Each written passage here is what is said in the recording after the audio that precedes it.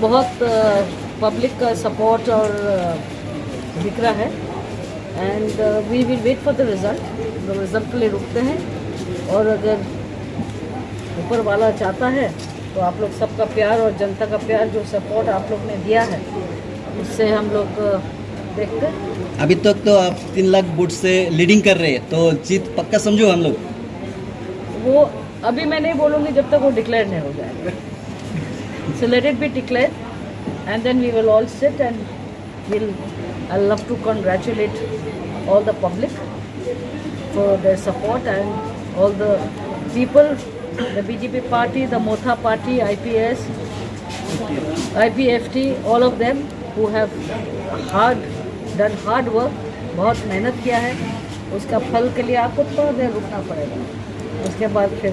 Ma'am waste Tripura में भी BJP is doing good, so what is your message on that and on overall result? See, we are all one family, and one family we all need to work together and we all need to progress together. So I wish the best for even Biplab Dada, let him do well, and for all the people of Tripura. Thank you. All India result के बारे में क्या बोलेंगे?